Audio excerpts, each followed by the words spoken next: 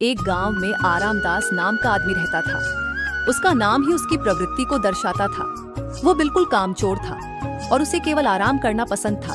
वह दिन भर या तो सोता रहता या फिर इधर उधर आवारागर्दी करता था। आरामदास के पिता धर्मपाल जी बेहद मेहनती और ईमानदार इंसान थे। उसकी माँ बचपन में ही उसे छोड़कर चली गई थी। तब से उसके पिता ने ही उसकी देखभाल करके उसे बड़ा किया था। लेकिन बेटे की ऐसी आदतों ने उन्हें अंदर तक तोड़ दिया था। यह लड़का मेरी मेहनत की कमाई का मोल नहीं समझता। मैंने इसे कितनी बार समझाया, लेकिन सब बेकार। बेटा, जीवन आराम करने के लिए नहीं है। मेहनत से ही सुख और सम्मान मिलता है। अगर तुम ऐसे ही रहोगे तो आगे क्या करोगे?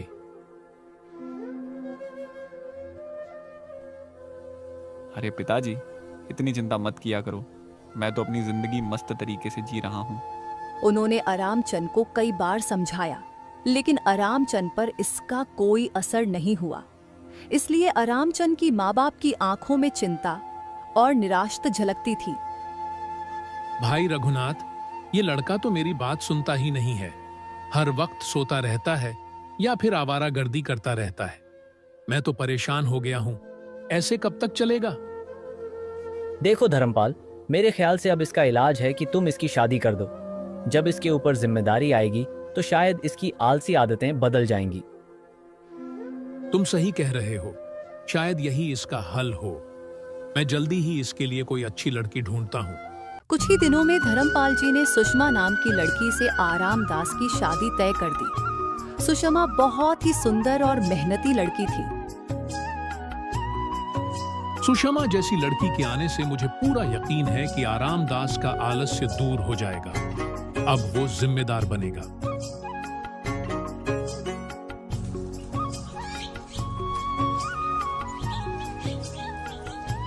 शादी के बाद भी आरामदास की आदतें नहीं बदली, बल्कि वह पहले से भी अधिक आलसी हो गया था। क्या ये आदमी कभी सुधरेगा? इतनी मेहनत से सब कुछ संभाल रही हूँ, लेकिन ये बस सोता रहता है। अपने पति की इन हरकतों से सुषमा बहुत परेशान हो चुकी थी।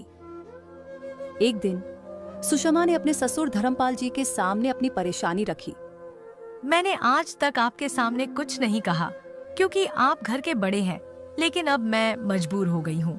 आपने अपने उस आलसी और निठल्ले बेटे की शादी मुझसे कर दी। उसने मेरी जिंदगी बर्बाद कर दी है। बेटी, ऐसा क्यों कह रही हो? क्या हुआ?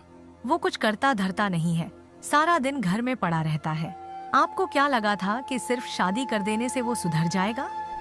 उसने मेरी जिंदगी का चयन छीन लिया है। बेटी, लेकिन तुम चाहती क्या हो?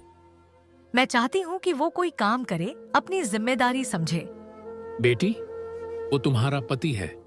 तुम उसे प्यार से समझाओ, शायद वो बदल जाए। मैं तो समझा समझा कर पागल हो चुकी हूँ। वो मेरी सुनते ही कहाँ है। सारा दिन बस घर में पड़े रहते हैं या पागलों की तरह इधर उधर घूमते रहते हैं।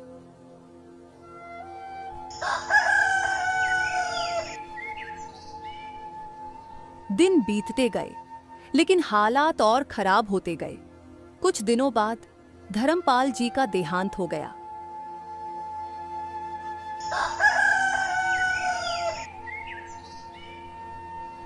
उनके जाने के बाद आरामदास को और भी छूट मिल गई, क्योंकि अब उसे कोई कुछ कहने वाला नहीं था। एक दिन आरामदास खाट पर लेटा हुआ आराम कर रहा था। उसे इस तरह आराम करता देख सुषमा का गुस्सा 7वें आसमान पर पहुंच गया। आपको शर्म नहीं आती? पूरे गांव के मर्द सुबह उठते ही अपने अपने काम पर चले जाते हैं। उनकी पत्नियां चैन से जीती हैं, लेकिन मैं जब से इस घर में आई हूँ, एक पल के लिए भी सुकून नहीं मिला। अरे कैसी बातें कर रही हो सुषमा? तुम जानती हो मैं कब से काम की तलाश कर रहा हूँ, लेकिन जहां भी जाता हूँ वहां छोटे मोटे काम ही मिलते हैं, और छोटे मोटे काम करना मुझे पसंद नहीं है। अरे मैं करूं तो कोई बड़ा काम करूंगा। बड़ा काम तुमसे होगा नहीं, और छोटे काम तुम करना चाहते नहीं। आखिर करना क्या चाहते हो? अरे भाग्यवान, कुछ दिनों की बात है।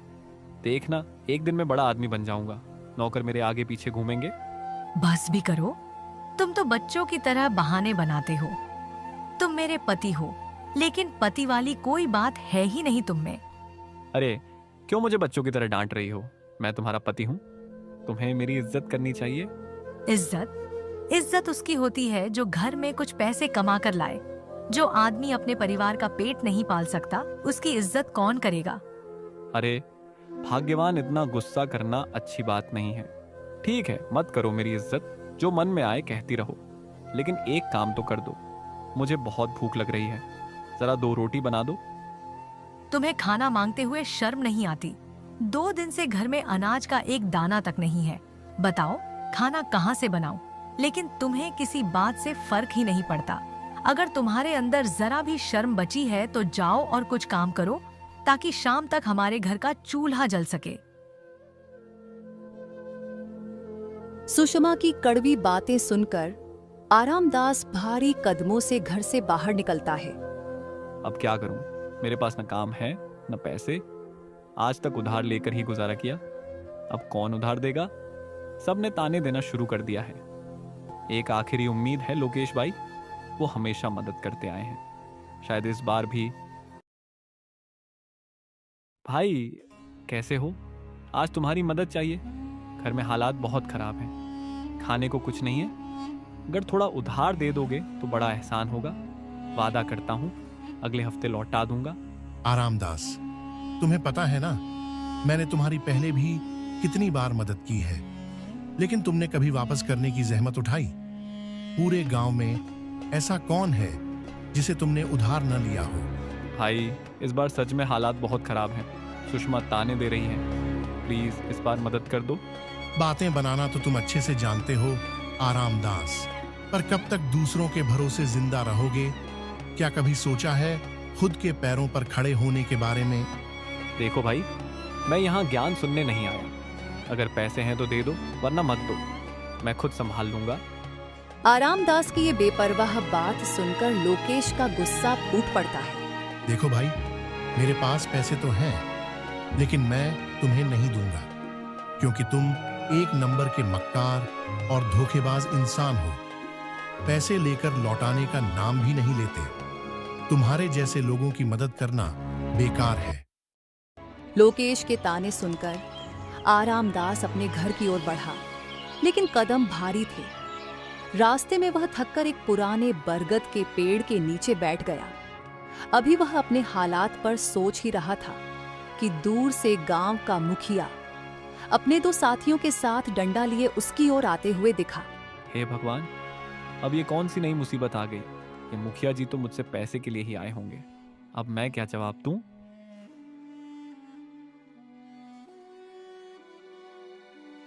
बहुत हो गया आरामदास, तूने मुझे कब से बेवकूफ बना रखा है।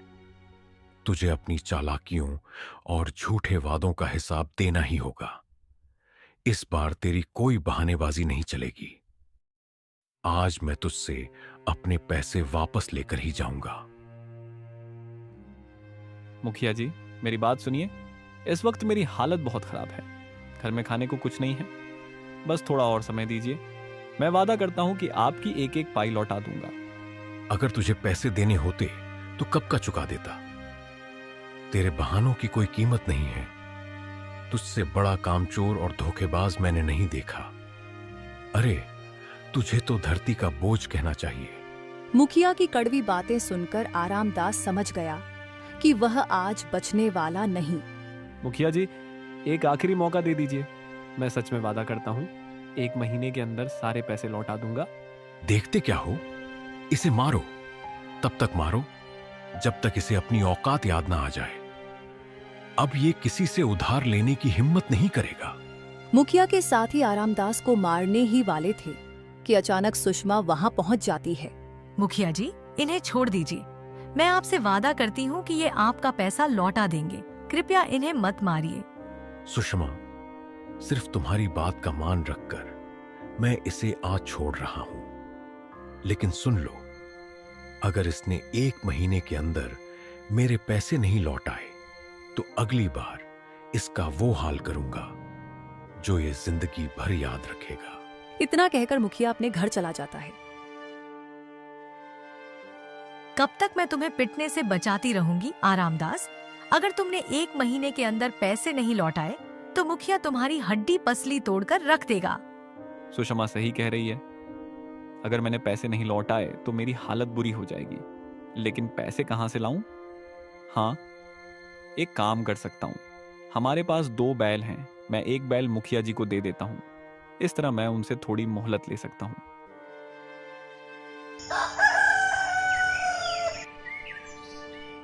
अगली सुबह आरामदास एक बैल की पेशकश करने के लिए मुखिया के घर पहुंचता है। मुखिया जी, मैं आपके पैसे नहीं लौटा सकता क्योंकि मेरे पास पैसे नहीं हैं। लेकिन मेरे पास 2 बैल हैं। मैं आपको एक बैल दे देता हूं। जब मेरे पास पैसे होंगे तो मैं अपना बैल वापस ले जाऊंगा। अरे वाह, आज तूने काम की बात की है। जा, अपना बैल लिया। मुखिया जी, बैल भारी है। आप अपने किसी आदमी को मेरे साथ भेज दीजिए, वो बैल लेकर आ जाएगा। मुखिया अपने एक आदमी को आरामदास के साथ भेजता है। आरामदास अपने बैल में से एक बैल उसे सौंप देता है। बैल लेकर मुखिया का आदमी वापस लौट। उसके बाद आरामचंद अपनी पत्नी सुषमा के पास जाता है। सुषमा, आज मैंने मुखिया जी का सारा कर्ज चुका दिया है। अब वो कभी हमारे दरवाजे पर नहीं आएगा। लेकिन तुम्हारे पास तो पैसे नहीं थे, फिर तुमने मुखिया जी के पैसे कैसे दिए? सुषमा, मैंने अपना एक बैल मुखिया जी को दे दिया, उनके कर्ज के बदले। अब हमारी जिंदगी से उनका झंझट हमेशा के लिए खत्म। क्या तुमने बैल दे दिया और तुम इसे समझदारी मान रहे हो? क्यों? इसमें क्या गलत किया? बेवकूफ मुखिया जी नहीं, आप हो। एक बैल के बिना तुम खेत कैसे जोतोगे? अब एक बैल हमारे किस काम का है? हे ईश्वर, मेरी तो किस्मत ही फूट गई। ऐसा निकम्मा और मूर्ख पति मिला है। अब मैं क्या करूं? सुषमा, मुझसे बहुत बड़ी गलती हो गई। ये तो मैंने सोचा ही नहीं कि एक बैल के बिना हमारा गुजारा कैसे होगा। मुझे कुछ नहीं पता। मुझे मेरा बैल वापस चाहिए। किसी भी तरह मुखिया जी से जाकर बैल वापस लेकर आओ, अभी के अभी। आरामदास शर्मिंदा होकर सिर झुकाता है और घर से बाहर निकल जाता है। आरामदास जंगल में जाकर एक पेड़ के नीचे बैठकर अपनी बेवकूफी पर पछताने लगा। वो सोचने लगा कि अब हालात को कैसे संभाले। अचानक उसे किसी की आवाज सुनाई देती है। आरामदास चौंक कर चारों ओर देखता है। दूर पेड़ के दूसरी तरफ एक साधु बाबा प्यास से बेहाल होकर जमीन पर गिरे हुए थे। उसने बाबा के चेहरे पर पानी छिड़का और फिर उन्हें पानी पिलाया। इसके बाद बाबा होश में आ गए। धन्यवाद बेटा, तूने मेरी प्यास बुझाई। अब सुन, मैं जानता हूं कि तुझे कौन सी परेशानी सताती है। बाबा, आप मेरी परेशानी कैसे जानते हैं? बेटा, मैं तेरी परेशानी का कारण जानता हूं। गांव का मुखिया तेरा एक बैल ले गया है। तूने गांव वालों से कर्ज बहुत ज्यादा ले रखा है। तेरी पत्नी भी तुझसे नाराज है और तू यही सोच रहा है कि इन सभी मुसीबतों से कैसे छुटकारा पाए। बाबा, आपकी बातें बिल्कुल सही हैं, पर मैं इन सब का हल नहीं निकाल पा रहा हूँ। मुझे समझ नहीं आ रहा कि क्या करूँ। घबराओ मत बेटा, हर समस्या का समाधान होता है। ईश्वर पर भरोसा रख और सच्चे मन से प्रयास कर। लेकिन याद रखना, दूसरों की मदद करना और सच्चाई के रास्ते पर चलना ही तेरा असली कर्तव्य है। बाबा जी, मुझे इस बार इस संकट से निकाल दीजिए। मुझे कोई उपाय बताइए। मैं आपकी कृपा और सलाह का हमेशा आभारी रहूंगा। ठीक है बेटा, मैं जानता हूं कि तेरे पास बैल नहीं है और तेरे खेत खाली पड़े हैं, पर अब सुन, मैं तुझे एक वरदान देता हूं। आज से तेरे अंदर 100 बैलों की ताकत होगी। तू जो भी काम करेगा उसमें थकान नहीं महसूस होगी। अब बस तू पूरी लगन और मेहनत से काम कर। धन्यवाद बाबा जी, मैं आपका एहसान कभी नहीं भूलूंगा। अब मैं कड़ी मेहनत करूंगा और अपना जीवन बदलने की पूरी कोशिश करूंगा। साधु बाबा ने मुस्कुराते हुए आरामदास को आशीर्वाद दिया और वहां से चले गए। आरामदास भी अपने भीतर नई ऊर्जा और उम्मीद के साथ वहां से चल पड़ा।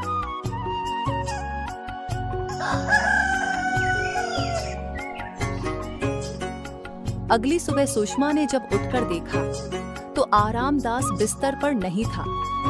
वह उसे ढूंढते हुए खेतों की तरफ गई। वहां उसने देखा कि आरामदास अकेले ही पूरे खेत का काम कर रहा था, वह भी बिना बैलों की मदद के। यह देखकर सुषमा हैरान रह गई। आखिर ऐसा क्या हुआ कि ये इतने मेहनती हो गए? ये तो बिना किसी मदद के पूरा खेत अकेले ही जोत रहे हैं। यह तो कमाल हो गया। कुछ ही दिनों में यह बात पूरे गांव में फैल गई कि आरामदास बिना किसी मदद के खेत का सारा काम कर लेता है, वह भी बिना थके। गांव के लोग भी अब उसे अपने खेतों में काम करने के लिए बुलाने लगे। आप कितनी मेहनत करते हैं, दिन रात खेतों में काम करते हैं। आप न सिर्फ अपने खेत बल्कि पूरे गांव के खेतों का भी काम कर देते हैं और जरा भी आराम नहीं करते। आपको थकान नहीं होती क्या? आखिर यह क्या हो गया है आपको? पता नहीं सुषमा, लेकिन मैं कितना भी काम कर लूं, मुझे थकान महसूस नहीं होती। लगता है ये बाबा जी का आशीर्वाद है। फिर आरामदास ने सुषमा को साधु बाबा के आशीर्वाद के बारे में बताया। अच्छा जी, ये बात है। ठीक है, आप जाइए, अपना काम खत्म कीजिए, लेकिन अपने स्वास्थ्य का भी ख्याल रखिए। आरामदास के जाते ही सुषमा उसी पुराने बरगद के पेड़ के पास जाती है जहां उसे और आरामदास को साधु बाबा का आशीर्वाद मिला था। थोड़ी देर बाद साधु बाबा वहां आते हैं। क्या बात है बेटा, तुम इतनी परेशान क्यों हो? बाबा जी, मुझे समझ में नहीं आ रहा कि यह सब कैसे हो रहा है। आरामदास की मेहनत तो अब अद्भुत हो गई है। वह बिना थके दिन रात काम करता है, लेकिन मुझे डर है कि कहीं यह उसकी सेहत के लिए हानिकारक न हो। वह अब बहुत काम करने लगा है और खुद को बहुत थका रहा है। क्या यह सही है? क्या हमें कुछ सावधानी नहीं बरतनी चाहिए? यह बात सुनकर साधु बाबा भी थोड़ी देर के लिए सोचने लगे।